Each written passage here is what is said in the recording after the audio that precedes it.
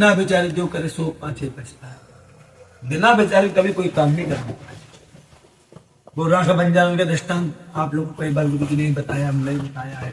कुत्ता वाला, हाँ राखा बंजारण का कुत्ता वाला की एक बार उसका इतना कर्ज हो गया था कि उसने अपने कुत्ते को गिरवी रख दिया। उसका कुत्ता ऐसा था कि 1,00,000-2,00,000 रुपए भी कोई मांगते तो उसको मिल जाते रहे। इतना बढ़िया कुत्ता था उसका। तो उसने एक साहूकार के कुत्ता गिरवी रख दिया और उसको पैसे भी लगा। उसने व्यापार से लाभ हुआ तो आज वो पैसे चुकाने जा रहा साहूकार को। और उसके यहाँ पर रात में चोरी हो गई, इसके यहाँ सेठ के यहाँ। तो तब चोरी हो गई तो कुत्ता ने देख लिया उसको और कुत्ता उसके पीछे पीछे भी जाना है। कोई आवाज नहीं कर रहा, कुत्ता तो समझदार रहा। सोचो इतना ऐसा किया कि उसको आहट भी नहीं आई उन लोगों को। उनने जाकर के तालाब में सब छुपा दिया, सोना चांदी हीरे जवाहरात सब रहा उसका, सब ले गए चोर, छुपा दिया। अब सुबह से यहाँ पर जानकारी लगी, देखा अब तो जोड़ी कुछ नहीं। तो कुत्ता जो था साहूकार की सेठ की पर्दा नहीं खींच पकड़े और बोलते इधर आओ। तो सब गांव वाले समझ गए कि यार कुत्ता कुछ कहना चाह रहा। चलो सब गए साथ साथ में, जहाँ तालाब में उसने छुपाया था तो वहीं पर जाकर के कुत्ता घुस गया। जब उन्होंने देखा पूरा माल पानी निकला। जब माल पानी निकला तो उसके गले में चिट्ठी बांध दी उसने, सेठ ने, कि राखा बंजारण आज मैं तेरा कर्ज माफ करता हूँ। तो 1,00,000 रुपए ले गए थे हमसे और वो जो ब्याज बट्टा जो भी सब कुछ रहा होगा सब माफ करता हूँ। क्यों? आज तेरे कर्ज माफ कर दिया, चुका डाला तेरे कुत्ते ने आज तेरा कर्ज। अब यहाँ से कुत्ता आ रहा, यहाँ से राखा बंजारण पैसे लेके आ रहा कि हम अपने कुत्ता को छुड़ा लाए, जाकर के पैसा दे करके छुड़ा लाए। तो दूर ही से देखा उसने क्या सोचा कि आज मेरे कुत्ते ने मेरी बेइज्जती कर दी, मैंने उसको कर्ज चुकाया नहीं, मुझे भाग के आ गया और दूर से गोली मार दी कुत्ते को। वो कुत्ता रहा तो मर गया। जब नजदीक आया और गले में चिट्ठी देखी कि राखा बंजारण तेरे कुत्ते ने तेरा सारा कर्ज माफ कर दिया, फूट फूट कर रो रहा। सोचो, फूट फूट कर रो रहा कि मैंने क्या कर दिया अपने कुत्ते के साथ में, कितना बड़ा गलती कर दी, कितना अपराध कर दिया। इसी को कहते बिना बेचारे जो करे। विचार किया था उसने, सोचा उसने कि किस कारण से कुत्ता आ रहा। कारण पे जब तक नहीं जाओगे तब तक यही स्थिति रहेगी हमारी आपके संसार की। कारण पे जब जाओगे तब बात पता चलेगा कि यार रीजन क्या है। अब कोई हमें फोन लगाए बार बार, हम भोजन करने बैठे, अब कोई नहीं है यहाँ पर, अब कोई 100 बार फोन लगा, हम क्या करें। जब तक आप कारण पे नहीं जाओगे तब तक आपको क्लियर पता नहीं चलेगी। हमने भोजन कर लिया, हमने फोन लगा, हाँ भैया क्या बात है, अब तुम टेंशन आने लगे, अरे हमने 100 बार फोन लगाओ, तुमने कहा नहीं उठाओ, क्या कर रहे थे, क्या नहीं कर रहे थे। और जब हमने बताया कि भैया हम भोजन कर रहे थे, शांत हो गए। अब भोजन कर रहे थे तो बोलते नहीं तो कैसे बोले। जब तक कारण का पता नहीं चलेगा जब तक की दृष्टि स्वाभाविक है। इसलिए बिना बेचारे जो करे सो पाछे पड़े, वो पछताने का कुछ नहीं। इसीलिए कोई भी कार्य करो तो विचार इसीलिए कही, विचार बहुत बड़ी सामग्री है, बहुत बड़ी संपत्ति है, बहुत बड़ा अस्त्र है विचार। कोई भी कार्य करो तो विचार के करना चाहिए। शास्त्र कर तुम दारू पी रहे हो कोई मतलब नहीं, लेकिन विचार कर लो, सब जाके विचार कर लो कि इसका परिणाम क्या होगा। पियो ना, मना नहीं कर रहा, लेकिन विचार तो कर लो एक बार अपनी बुद्धि से, इसका परिणाम क्या होगा। सबसे पहले तो 200-500 रुपये भी बर्बाद हुई, दूसरी बात हमारा शरीर बर्बाद हुआ, तीसरी हमारी इज्जत भी बर्बाद हुई, समाज में मान सम्मान सब खत्म हो गया। घर में आए तो पत्नी से लड़ाई कर रहे, तो कितनी बड़ी उलझन है एक दारू अकेले में। और मरने के बाद 84 में चले गए और उलझन खड़ी हो गई। और अगर तबीयत खराब हो गई इसमें 1-2 लाख रुपए लग गए, हाँ तो वो भी समस्या खड़ी हो गई। कितनी उलझने हैं। जब विचार करेगा अरे भैया हमें जो गवर्नर नहीं पालने, हाथ जोड़ा भैया हम तो एक भाव आएंगे।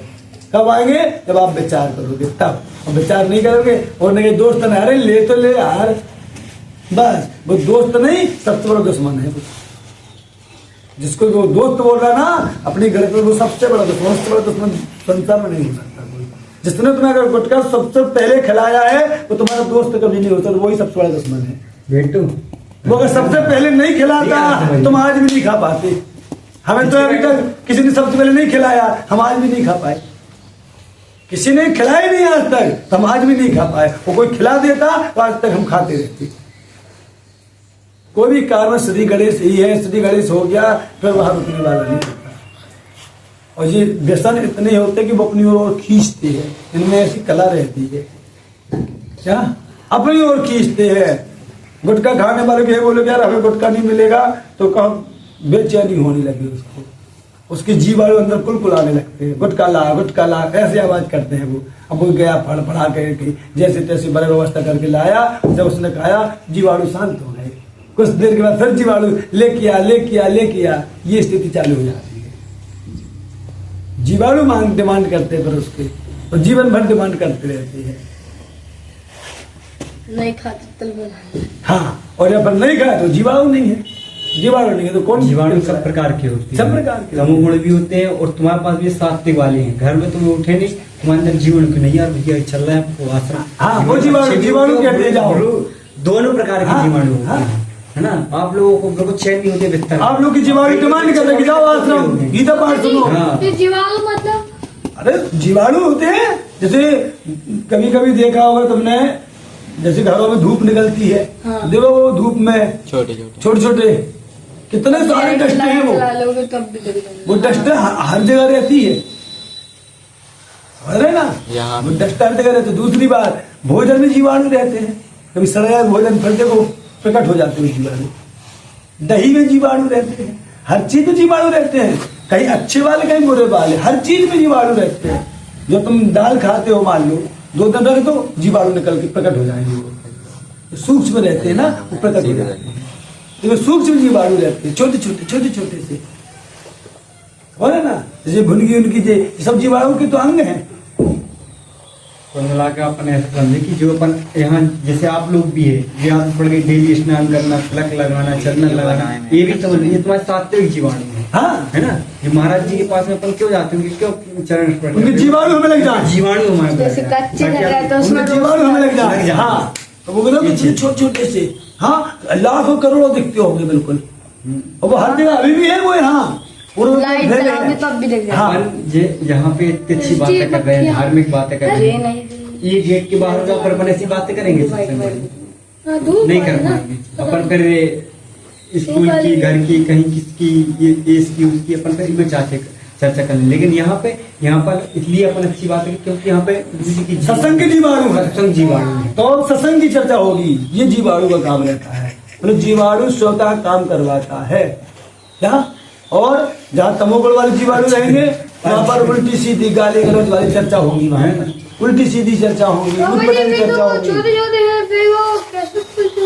कैसे बताते हैं भैया, हमारा जो जीव आत्मा है कितना छोटा है पता है, दिखने में भी नहीं आता। कितना छोटा हमारा जीवात्मा, जिसको हम जीवात्मा कह रहे हैं, उसका स्वरूप कितना बड़ा है और कितना छोटा, बताओ। अच्छा, जिसको हम जीव कहते हैं। बाल के 1000 टुकड़े मतलब खींच के ऐसे करें, और उसमें से एक टुकड़ा जो आखिरी में बचेगा उसको भी खींचे, और उसके बाद इतना सूक्ष्म। अब बताओ कितना सूक्ष्म है वो, जिसको हम जीव कह रहे हैं। सोचो अब आप, एक बाल को, हाँ?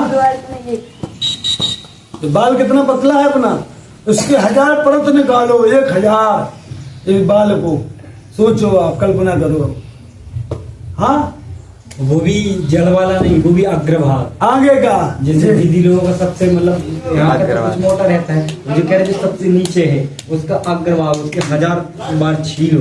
काटना नहीं है, छीलना है। सोचो आप कितना सूक्ष्म है वो हमारा जीवात्मा। अपना जीवात्मा जो अपन बोल रहे हैं, और होता नामक नाड़ी कर रहे हैं, देख पा में विराजमान है, उसमें विराजमान होता नामक नाड़ी में वो जीव विराजमान है। कितना सूक्ष्म है, कल्पना करो। जैसे तो जीवाणु कितने सूक्ष्म होते हैं, कोई गलत है क्या? हाँ, मतलब इतना सूक्ष्म कि उसे आग नहीं जला सकते, जल की गुरु जी बताते हैं, सुई होती है, सुई की नोक में कहते हैं ब्रह्मचारी के करोड़ों जीवाणु होते हैं उसमें, लाखों करोड़ों। अब कल्पना कर लो, जीवाणु होंगे, है ये जीवाणु है पूरे। हाँ, छीलो गिनती भी कर लेना कितने छील लिए। एक टुकड़ा नहीं। वैज्ञानिकों ने कई बार जीवात्मा को पकड़ने की कोशिश की है कि हमको जीव पकड़ ले, एक बार अपने बस में कर ले, और चाहे जिस मृतक आत्मा को वो जीव हम डाल सके, लेकिन कभी सफल नहीं। कई बार उसके तो अंदर कांच के अंदर कई बार प्रैक्टिकल किया कि ये व्यक्ति अब मरने ही वाला है, उसने सोचा कि अब इसको यहाँ कर दो, चारों ओर से कांच लगा दिए। जब उसकी मृत्यु हुई, आत्मा निकली तो कांच चटका हुआ निकला, बस। इतना सूक्ष्म कहाँ देख पाएंगे, सोचो अब, कल्पना करो। कांच चिटका हुआ पाया, जीवात्मा निकल गई। इतनी सूक्ष्म है। ऐसे जीवाणु होते हैं। अब अगर सुई की नोक में कह रहे लाखों करोड़ों जीवाणु, सुई की नोक में सोचो कितनी छोटी, हाँ उसमें लाखों करोड़ों जीवाणु बैठे। एकाध तो नहीं, लाखों करोड़ों करोड़ों। तो ये कल्पना के परे तक रहता है। मतलब जो तुम्हारे सूक्ष्म दर्शन है उसमें भी नहीं दिखती। वो अपने जीवात्मा कैसा, जीवात्मा स्वरूप देव कितना स्वरूप है। अब जो तुम लोग पैकेट वाली जो खाते हो, कुरकुरी खाते हो, खाते हो, इनमें बहुत तीव्रता से रहते हैं। अगर ये 10 दिन से ज्यादा हो जाते हैं ना, पर वही है कि अब अपन उसकी आदत पड़ गई है खाने की, बिल्कुल प्रोडक्ट बंद करो खाना पीना। खाए यहाँ वाले बच्चे तो बंद करो, कोई खाए ना। जो क्रीम वाली बिस्किट आती है इसमें क्रीम रहती ही नहीं, टोटल क्रीम में आता है, क्रीम लिख के आता है उसमें। और वो क्या से बनाते हैं, कोई बेहिसाब वाली।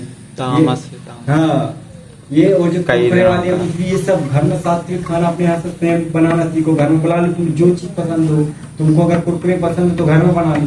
कितनी आइटम से बन जाती हैं, चिप्स वगैरह रहती हैं, घर में कर लो, खुद से अपने हाथ से करो। इससे क्या भली बढ़ेगा, बुद्धि बनेगा, पर दूसरों को तुम खिला भी सकते हो, आत्म तरफ तक कर सकते हो।